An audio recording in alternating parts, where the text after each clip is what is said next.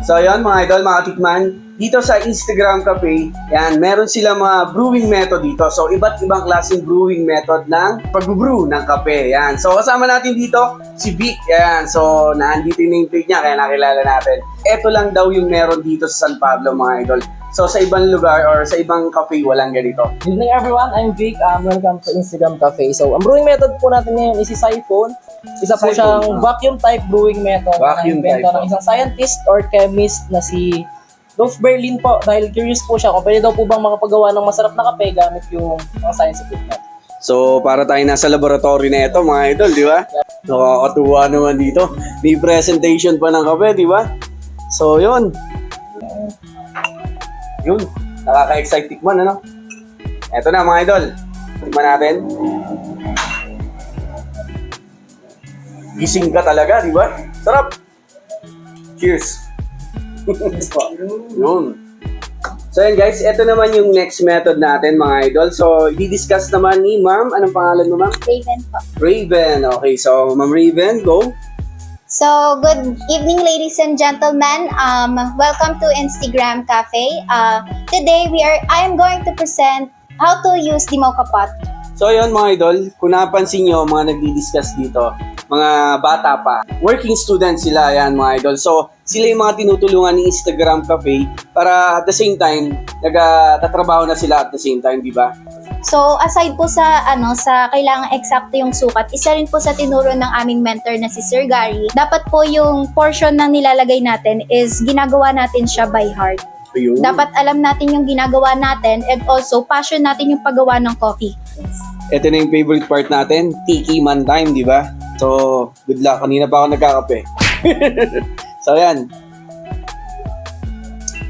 Oo nga. Ang tapang. Alam mo yung iniinom mo na talagang para bang safe na safe yung mga walang halong chemical, di ba? So, sorry po doon sa mga 3-in-1. Real talk po tayo, di ba? Talagang maraming chemical na kasama. Ang sarap tumambay dito sa Instagram, no? Sarap ng mga kape. So, ang next method naman natin, ang brewing method, kasama natin si, anong pangalan? David. David. Ayan. So, David, ikaw bahala mag-explain yan. Welcome to Instagram Cafe.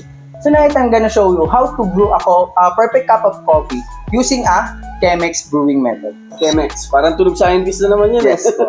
Sa unang pour po is kailangan po is 30 seconds po. 30 seconds. Sana po sa mga next po na pupunta dito and welcome po kayo. Yun. So, invite natin sila dito sa Instagram Cafe. Tawagin natin yung mga kasama para makita natin yung mga working student dito sa Instagram Cafe, mga idol. So, ayan guys, pakita natin yung mga working students dito. Saluduhan natin at palakpakan, di ba? Sila po yung mga nagsusumikap, ayan, para makatapos ng pag-aaral, di ba? Mga nagturo pa ng tungkol sa coffee para may konti tayong kaalaman, di ba? So, clap your hands. So, good luck sa inyo ha. Good luck sa inyo mga idol. So, yun. So, naway makatapos kayo, ano? Tapos, share nyo rin sa iba yung blessing nyo. So, yun. Yun yung mga working student dito sa Instagram. Okay. So, yun. So, tikman na natin to. Yun, let's go. So, ito ang, ano nga ulit tawag mo? Chemex? This is a Chemex. Yun. Kan ko makatanda, oh. Chemex. Chemex brewing method. So, medyo light daw. Oo nga. Pero puro pa din. Pero okay talaga. Ayun nga, guys, mga katikman, kung kayo, coffee lover, for sure, mas prefer nyo yung mga black coffee, yung mga hindi instant. Talagang para sa katawan din natin, di ba? So, kung iwasan nyo yung mga 3-in-1, mga idol na. So, dito tayo sa mga black coffee, mga brewed coffee, para masarap, no? So, yun. Tignan nyo na rin, mga idol. Dito sa Instagram Cafe, Paseo de San Pablo City.